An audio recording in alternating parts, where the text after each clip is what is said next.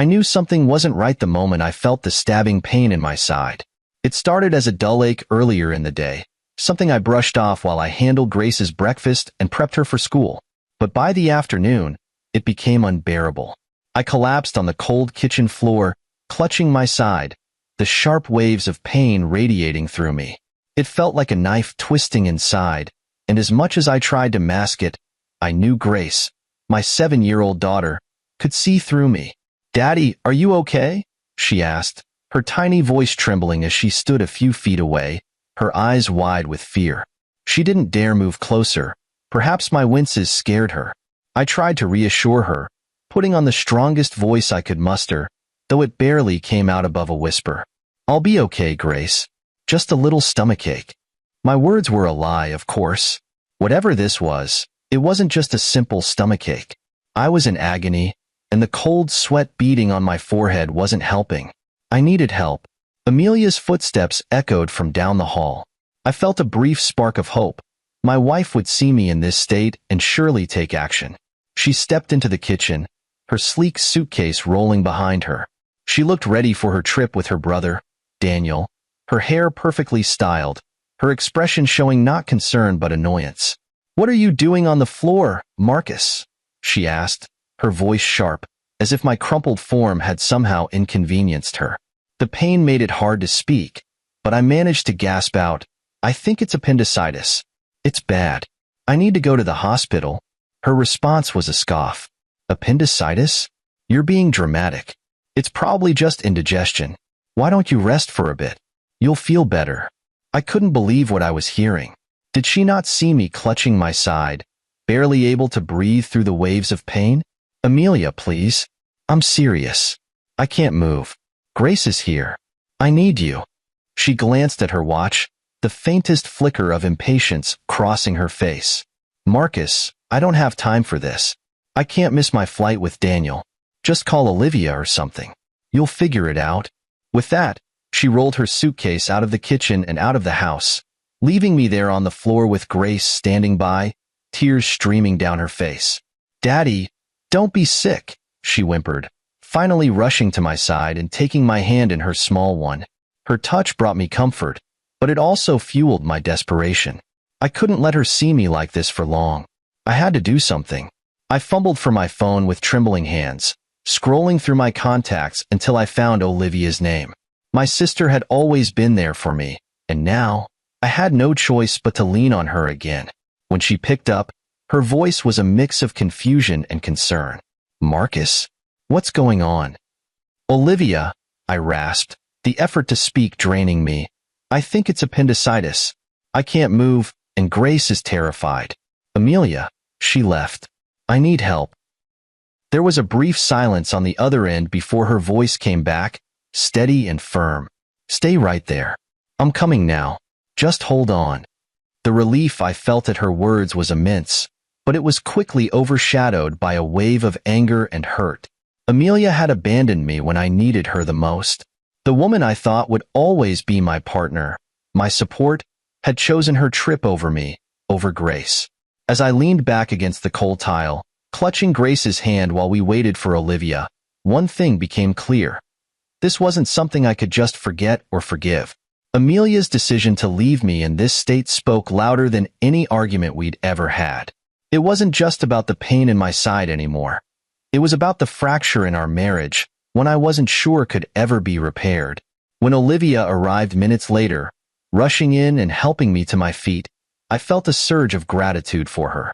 But even as she helped me into her car and drove us to the hospital, I couldn't shake the bitter truth Amelia's actions had revealed. I couldn't rely on her when it truly mattered.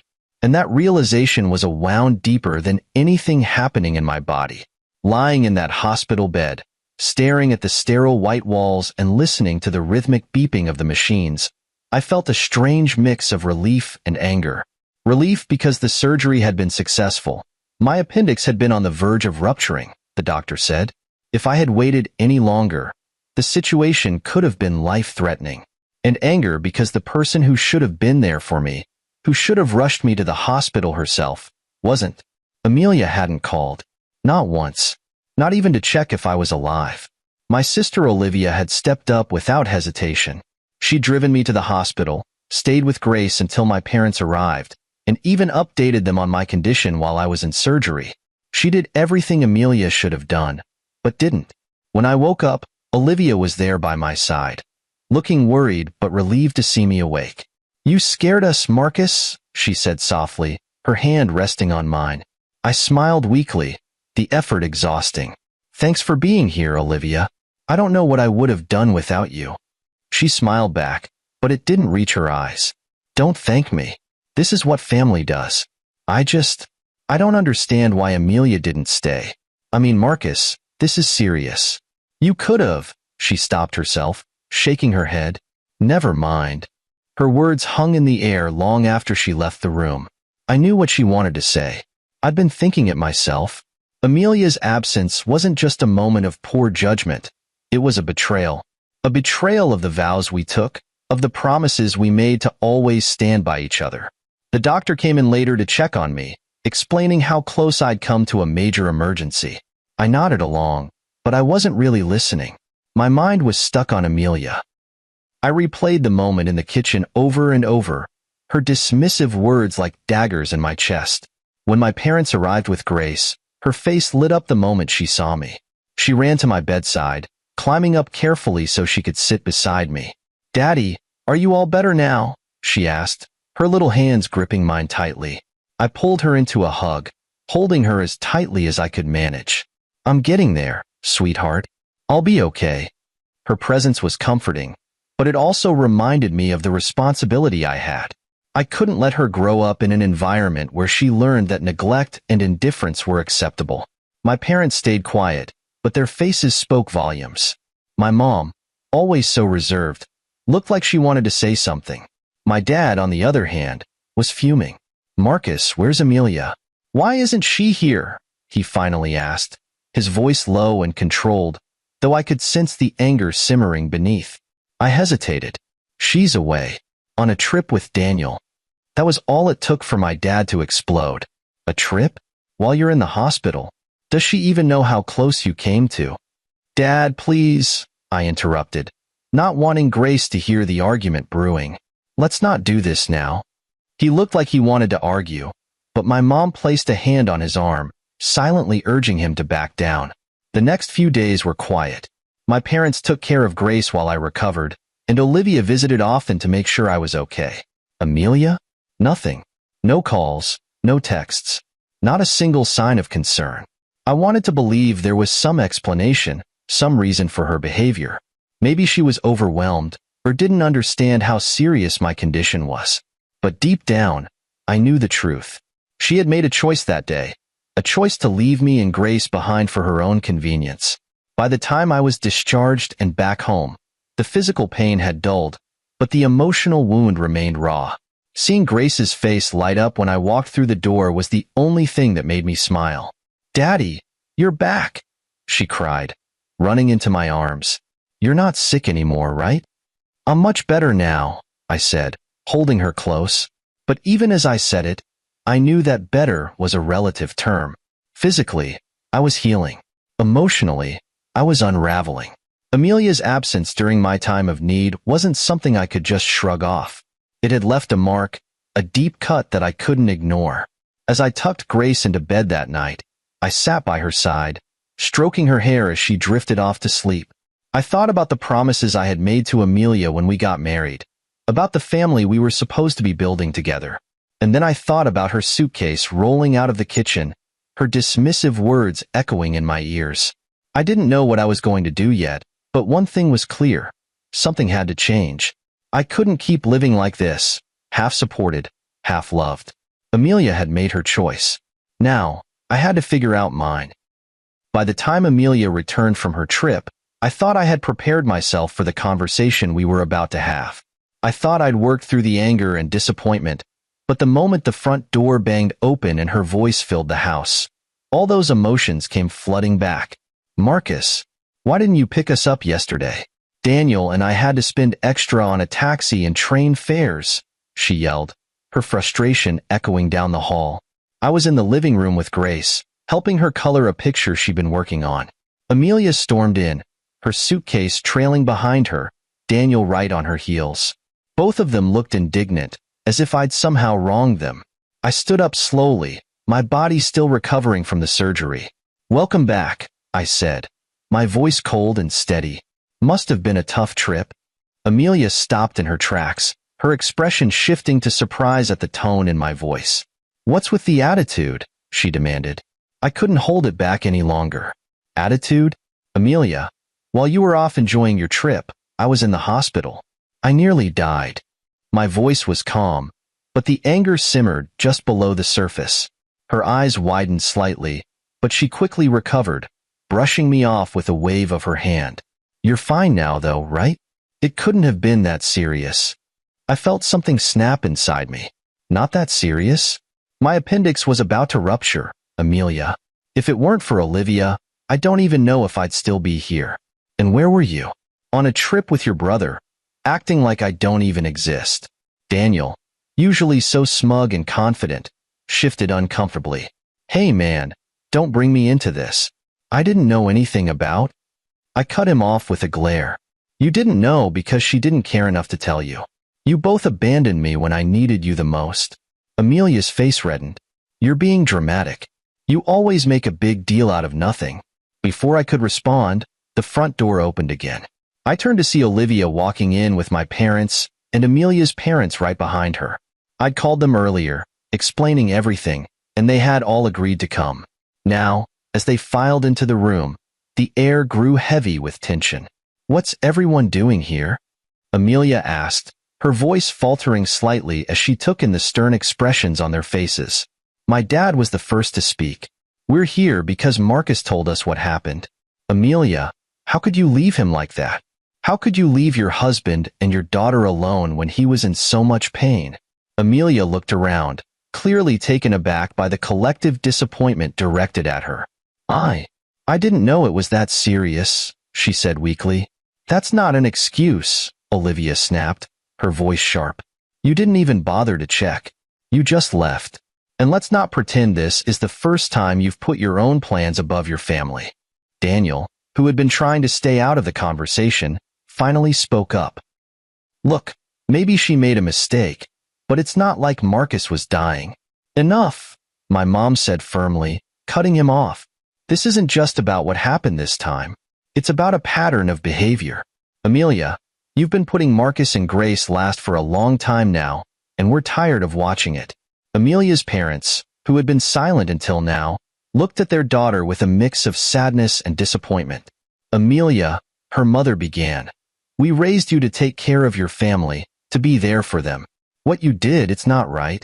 Amelia crossed her arms defensively, her gaze darting between everyone in the room. "So what?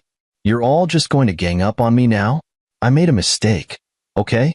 It's not the end of the world." "It is for me," I said quietly, but firmly. The room fell silent as I met her gaze. "Because this isn't just about one mistake. It's about every time I've had to pick up the pieces while you prioritized your own wants over our family. It's about the fact that I can't trust you to be there when it really matters." Amelia opened her mouth to respond, but nothing came out. For once, she didn't have a quick retort or a dismissive comment. She just stood there, staring at me as the weight of my words sank in. The silence was broken by my dad, who turned to Amelia's parents. "You should talk to your daughter. Because if something doesn't change, I don't see how this marriage can survive." With that, the meeting ended. One by one, everyone left, their disappointment hanging in the air like a storm cloud. Amelia didn't say a word as she walked to the bedroom, slamming the door behind her. Daniel muttered something about heading home and left without another word. I sat back down with Grace, who had been quietly watching from the couch. She climbed into my lap and wrapped her arms around me. "It's okay, Daddy," she whispered. "I'm here." And in that moment, I realized she was the only person I could count on. Something had shifted, and there was no going back. Amelia's actions had pushed us to the edge, and now it was up to me to decide what came next. The days after the confrontation felt like walking through a fog. Amelia tried to act as if nothing had happened, but the silence between us was thick and oppressive. She avoided me, which was fine. I didn't have much to say to her. The damage was done, and there was no undoing it. I spent my time reflecting, replaying every moment of our marriage in my head. I thought about the times I had been there for her without hesitation, supporting her through every challenge, big or small. And then I thought about how she had walked out on me, dismissing my pain as if it were nothing, leaving Grace and me to fend for ourselves. It wasn't just one moment of neglect.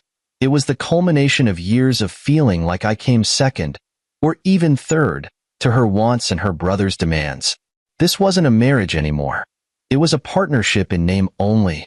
One evening, as Grace was asleep and the house was quiet, I sat at the dining table with a folder in front of me. Inside were the divorce papers I had picked up earlier that day. I hadn't told anyone yet, not my parents, not Olivia, because I needed to be certain. Amelia walked into the room, her phone in hand, scrolling as if she didn't have a care in the world. When she saw me sitting there, she paused. "What's with this serious face, Marcus?" I looked up at her, my heart pounding in my chest. I had rehearsed this moment in my head, but now that it was here, I felt a lump forming in my throat. Still, I pushed through. "We need to talk." She sighed dramatically, setting her phone down on the counter. "What now? Can't we just move on from all this?" I slid the folder across the table toward her. "No, Amelia. We can't just move on. I've thought about this, and I can't do it anymore. I want a divorce." For a moment, her face froze in disbelief. Then she let out a laugh, cold, harsh, and mocking. "A divorce? Don't be ridiculous, Marcus. You're overreacting. You always do." I leaned forward, my hands resting on the table to steady myself. "This isn't an overreaction, Amelia. This is me finally standing up for myself and for Grace. You've made it clear where your priorities lie, and they're not with us. I can't keep living like this." Her expression shifted, anger replacing the mockery. "Oh, so you think you can manage without me? Do you have any idea how hard it'll be out there? You're not exactly rolling in money, Marcus." Her words were meant to wound, but I didn't flinch. I had anticipated this. I'd rather struggle every day than spend another moment feeling invisible in my own marriage. At least I'll know I'm doing it for Grace, not for someone who doesn't care. Amelia's eyes narrowed, her face twisting into a sneer. "Fine, go ahead. Divorce me. Let's see how well you do on your own. Don't come crawling back when you realize what a mistake you've made." Her arrogance only solidified my decision. "This isn't a mistake, Amelia. Staying would be the mistake. And for the record, I'm not crawling back. Not now, not ever." She stormed out of the room, slamming the bedroom door behind her. I stayed at the table for a long time, staring at the papers in front of me. Part of me felt relief. Finally, I was taking control of my life. But another part of me felt a deep sadness. This wasn't how I had envisioned my marriage ending, but it was the reality I had to face. The next morning, I filed the paperwork. It wasn't an easy process, but each signature, each document, felt like a step forward. My parents and Olivia were supportive, though I could see the sadness in their eyes.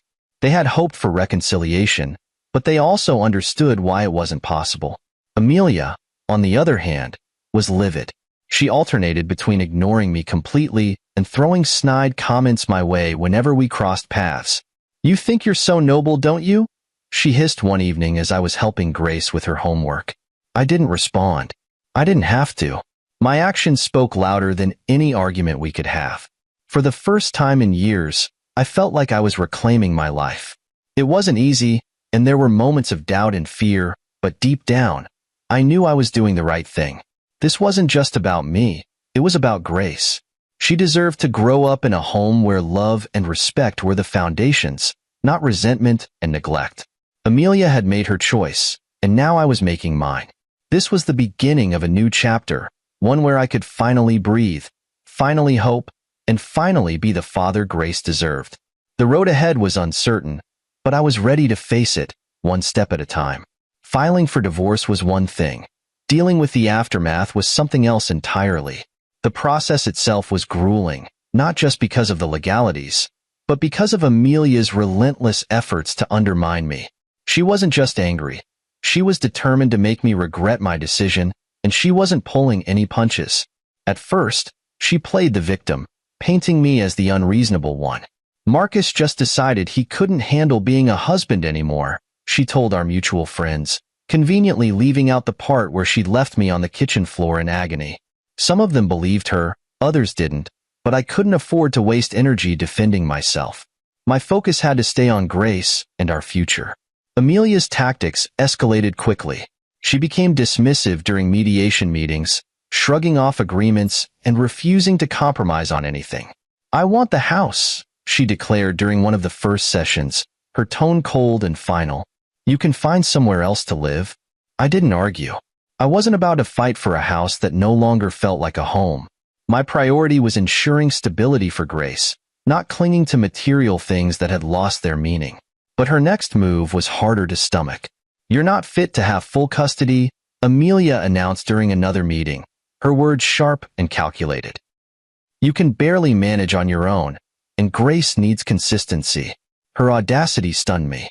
The same woman who had left me to fend for myself during a medical emergency was now questioning my ability to care for our daughter. "Amelia," I said, keeping my voice as steady as I could, "Grace needs someone who puts her first. That's never been you." The mediator tried to keep things civil, but it was clear that Amelia wasn't interested in resolution. She wanted to punish me. Every comment, every demand, was designed to push me to my breaking point. But I refused to give her the satisfaction. Instead, I leaned on the support system I'd always had, my parents, Olivia, and even a few close friends who saw through Amelia's facade. Olivia became my rock during this time, helping me navigate the legal maze and reminding me of why I was doing this. "Don't let her wear you down," she said one evening as we worked through paperwork at my kitchen table. "You're stronger than she thinks." I clung to those words during the hardest moments, like the day Amelia decided to involve Grace. "Daddy wants to take you away from me," she told her, tears streaming down her face in a performance worthy of an Oscar. Grace, confused and scared, came to me later that evening. "Daddy, is that true? Do you want me to live with you and not Mommy?" Kneeling in front of her, I held her hands and looked into her wide, innocent eyes. "Sweetheart, I want you to be happy and safe. That's all I've ever wanted. No matter what happens, I'll always be here for you." It wasn't easy watching Grace try to make sense of the situation, but I knew I had to remain patient and steady for her sake. The divorce wasn't just about ending a marriage. It was about creating a healthier, more stable life for my daughter. As the weeks turned into months, Amelia's facade began to crack. Her arrogance gave way to frustration as she realized I wasn't backing down. The community started to take notice, too. Stories of her neglect and selfishness began to circulate thanks to Olivia and a few well-placed conversations. Amelia had always cared about appearances, and now those appearances were crumbling. Despite everything, I stayed focused on moving forward. I found a smaller, cozier place for Grace and me, a rental that felt more like a fresh start than the house ever had. I also began building a routine that gave Grace the consistency she needed. School drop-offs, homework sessions, bedtime stories. These small moments became the foundation of our new life, a reminder of what I was fighting for. The legal process was exhausting, but each step felt like progress. Every signed document, every agreement reached, brought me closer to freedom. Amelia's attempts to intimidate me no longer had the power they once did. I could see her for who she really was, a woman desperate to control a situation that was slipping through her fingers. One day, during yet another heated meeting, Amelia leaned across the table and sneered, "You think you're winning, don't you? You think you're so noble. But let me tell you something, Marcus. You'll regret this. You're nothing without me." Her words stung, but I didn't let it show. Instead, I met her gaze and replied, "I'd rather struggle every day than spend another moment in a marriage where I feel invisible. This isn't about winning, Amelia. It's about doing what's right for Grace and me." For the first time, I saw something flicker in her eyes. Fear, maybe, or the realization that she couldn't control me anymore. Whatever it was, it didn't last long. She quickly masked it with a scoff and leaned back in her chair, but I knew I'd struck a nerve. The divorce wasn't finalized yet, but I could feel the tide shifting. I was no longer the man who lay on the kitchen floor, desperate and powerless. I was reclaiming my life, one hard-fought step at a time. The road ahead was still uncertain, but for the first time in years, I felt like I was walking towards something better. The shift in Amelia's demeanor was subtle at first, small cracks in her confidence that were easy to miss. But as the weeks went by, those cracks widened, revealing the person beneath the polished facade. The community, our friends, and even her workplace were starting to see her for who she truly was, and she didn't like it. Word of our divorce had spread faster than I expected, though I wasn't surprised. People love gossip, and a divorce is always a hot topic. Olivia had been instrumental in setting the record straight whenever Amelia tried to twist the narrative. She didn't sugarcoat anything. She told anyone who asked how Amelia had abandoned me during a medical emergency and prioritized her own trip over her family. At first, Amelia brushed it off, convinced she could charm her way out of the situation. She'd been good at that for years, winning people over with her wit and charisma. But this time, it wasn't working. Her colleagues began to notice her irritability and short temper. Friends who once admired her started distancing themselves, their smiles becoming polite but strained. Amelia's brother, Daniel, wasn't faring much better. The two of them had always been thick as thieves, but even their bond was showing signs of strain. One evening, while picking Grace up from a playdate, I overheard them arguing outside his apartment. "You're the reason everything's falling apart," Daniel shouted, his voice loud enough for the entire block to hear. "Oh, don't you dare blame me," Amelia snapped back. "You were there too. Don't act like you're innocent in all this." The sound of their voices rising and falling was oddly satisfying. For years, they'd been a united front, always putting their plans and priorities above mine. Now, they were tearing each other apart. At the same time, Amelia's professional life was unraveling. She'd always been proud of her job, boasting about her achievements and her ability to balance work and family. But the truth was, her neglectful behavior at home was starting to bleed into her work. Deadlines were missed, meetings were forgotten, and her once impeccable reputation began to crumble. One of her colleagues, who happened to be an old friend of mine, confided in me over coffee one afternoon. "Marcus, I don't know what's going on with Amelia, but she's not the same person she used to be. People are starting to talk. It's not good." I wasn't surprised, but hearing it confirmed felt like vindication. Amelia had built her identity around being successful and admired, but now, that image was falling apart. Meanwhile, I focused on rebuilding my life. Grace and I settled into our new routine, and though it wasn't always easy, there was a sense of peace in our home that hadn't been there in years.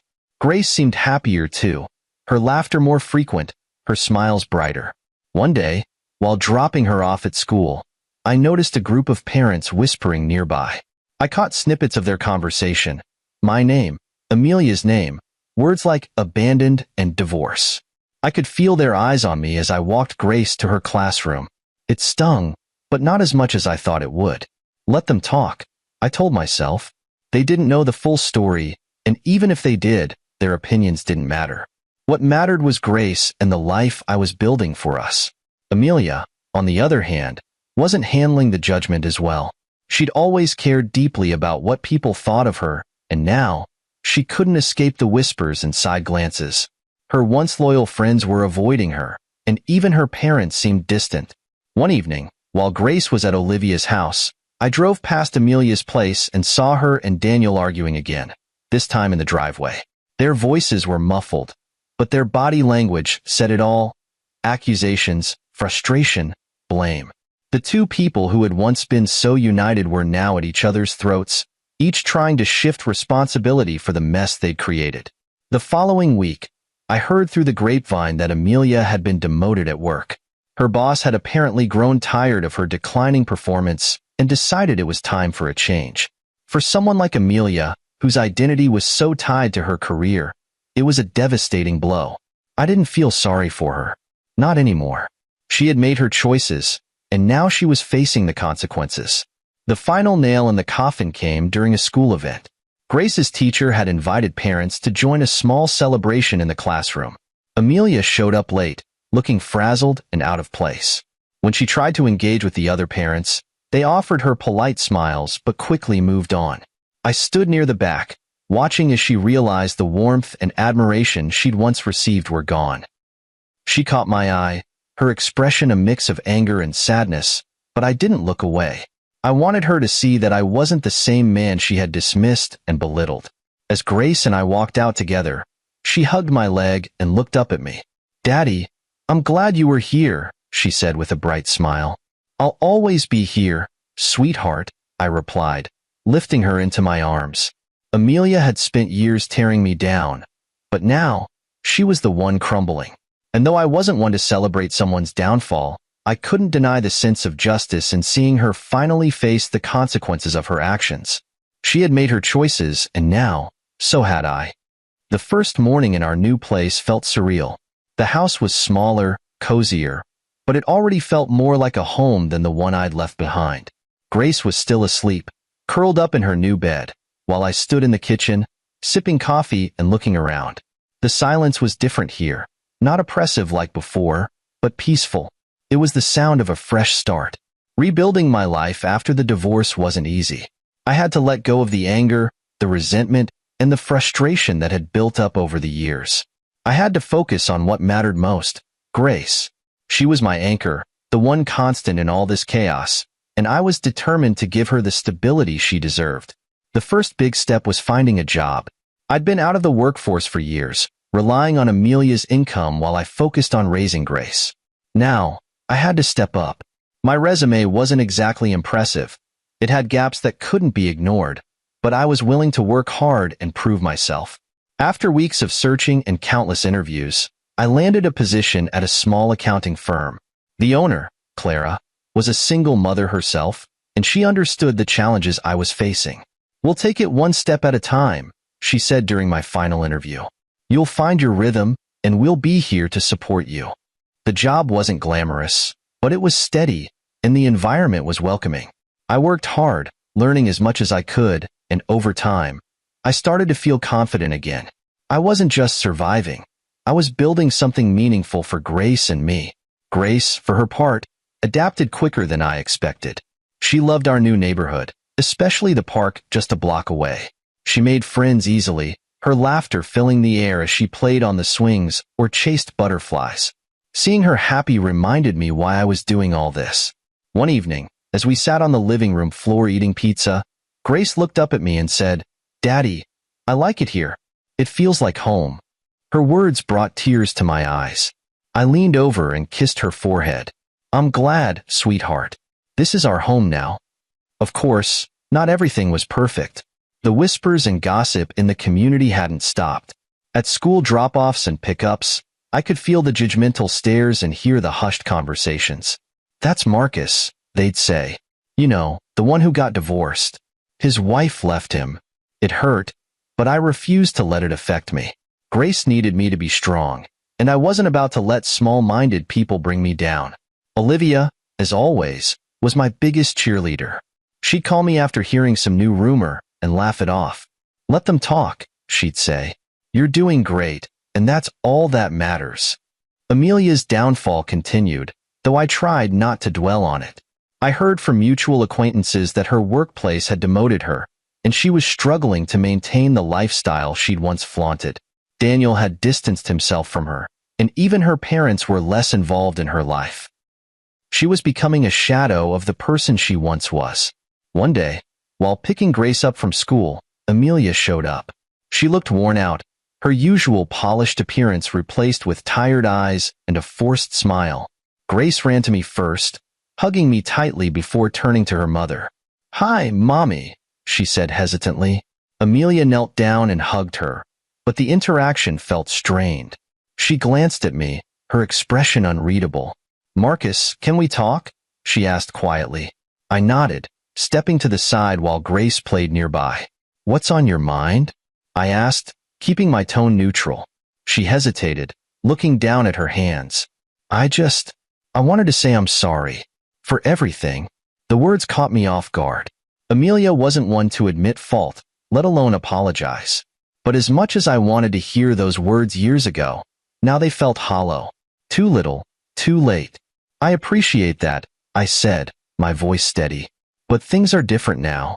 Grace and I are moving forward, and I need to focus on that." She nodded, her shoulders slumping slightly. "I understand." As she walked away, I felt a strange mix of emotions: relief, sadness, and closure.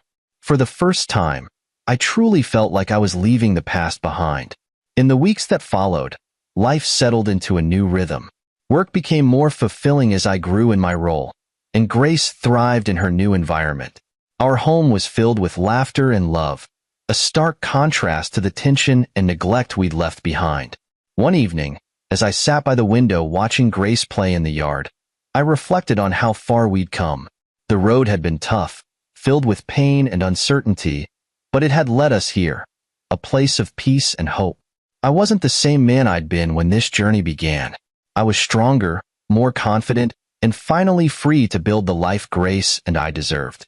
Rebuilding a life from the ground up isn't easy, but it's worth it. And as I watched Grace's laughter fill the air, I knew I'd made the right choice. We were finally home.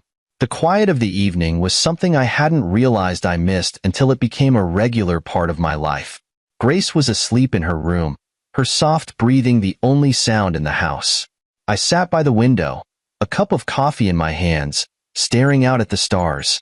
The past few months had been a whirlwind of emotions, challenges, and change, but sitting there in the stillness, I felt something I hadn't felt in a long time: peace.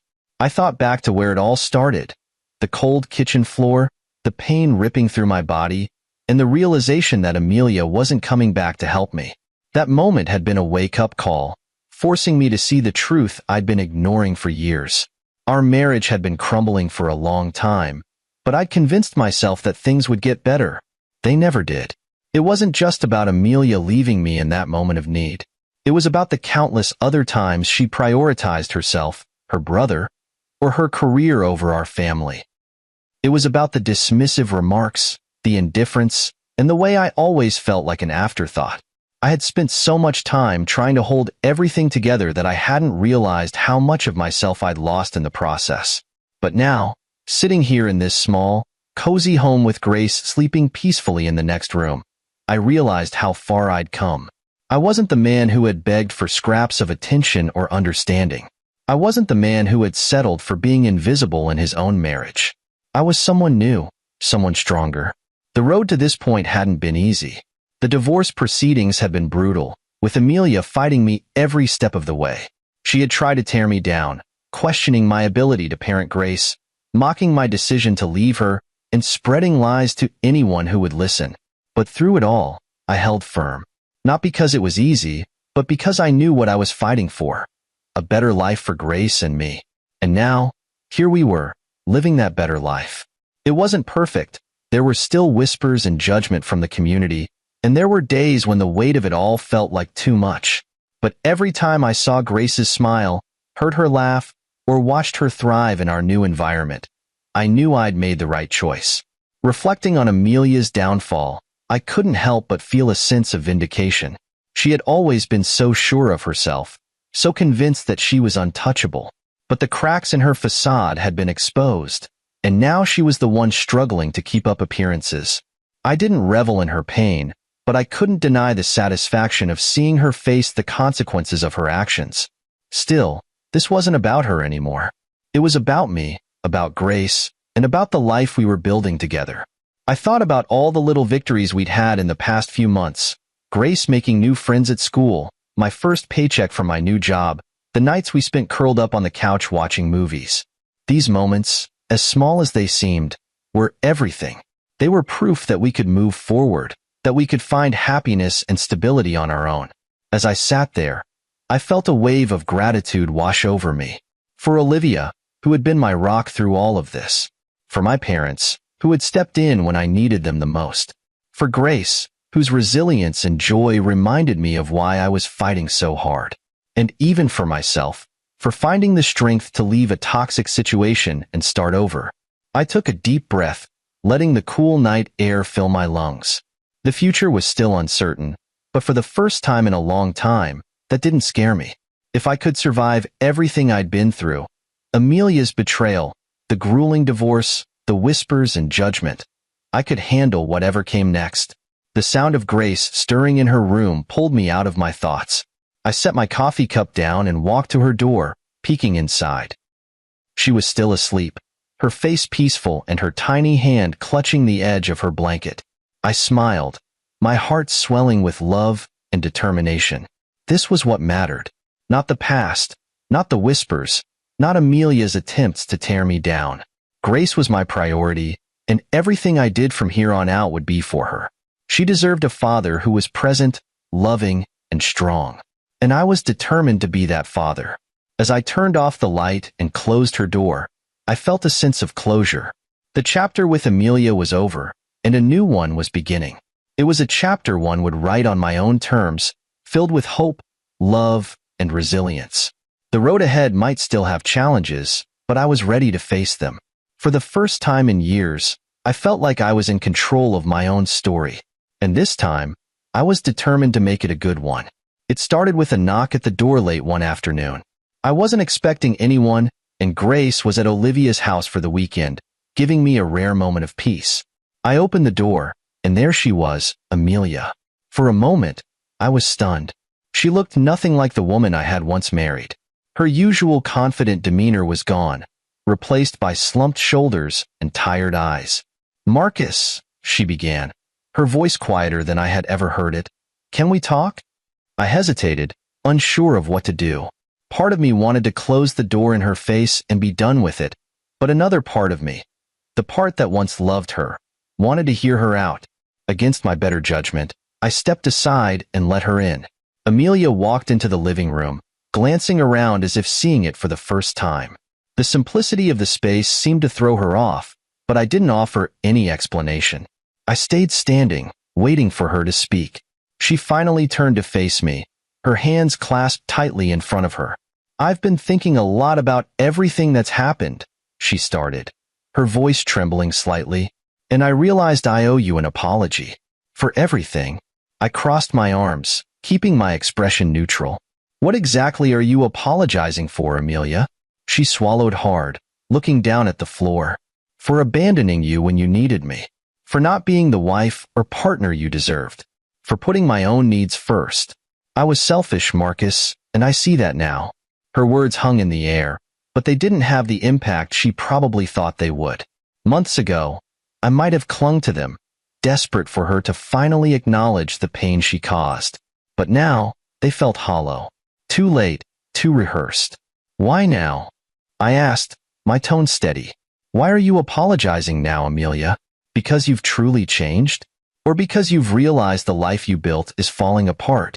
She flinched, my words clearly hitting their mark. "It's not like that," she said quickly, but the hesitation in her voice betrayed her. I miss us. I miss what we had." I shook my head, letting out a bitter laugh. "What we had? Amelia, we haven't had anything real in years. You made sure of that every time you dismissed me, every time you put yourself and Daniel above Grace and me." She took a step closer, her eyes pleading. "I know I messed up, Marcus, but I want to make things right. For Grace. For us." I could feel my anger rising, but I forced myself to stay calm. "Make things right?" I repeated. "Amelia, you can't just walk back into my life and expect everything to go back to the way it was. You didn't just mess up, you broke something. And I've spent the last few months picking up the pieces and building something better for Grace and me." Tears filled her eyes, but I didn't feel the sympathy I once would have. "I know I don't deserve forgiveness," she said, her voice cracking, "but I'm asking for another chance. Please, Marcus." For a moment, I considered her words, not because I wanted to take her back, but because I wanted to be sure of my decision. This was a woman I had once loved, the mother of my child. But as I stood there, staring at her tear-streaked face, I realized that whatever love I had for her was gone. It had been replaced by something stronger, self-respect. "I'm sorry, Amelia," I said, my voice firm but not unkind. "But I've moved on. Grace and I have found a life that works for us, and I'm not willing to jeopardize that. You made your choices, and now I'm making mine." Her shoulders sagged, and for the first time, she seemed to accept that she wasn't going to get the response she wanted. "I understand," she whispered, wiping at her eyes. I'm sorry, Marcus. For everything. Thank you, I said simply. I hope you can find peace with yourself, Amelia. But this is the end of the road for us. She nodded slowly, her gaze lingering on me for a moment before she turned and walked out the door. I closed it behind her, leaning against it for a moment as I took a deep breath. The emotions were there. Anger, sadness, even a small flicker of pity, but they didn't consume me. Instead, I felt a sense of closure. This chapter of my life, with all its pain and heartache, was finally over. When Grace came home later that evening, her laughter filled the house as she told me about the adventures she had with Olivia. I listened intently, my heart full as I realized just how far we had come. Amelia's attempt at reconciliation was a reminder of the past, but it didn't define our future. Grace and I were moving forward, step by step, into a life that was brighter and stronger than anything I could have imagined. Amelia had been a part of my story, but now, I was the one writing the next chapter. And I wasn't looking back.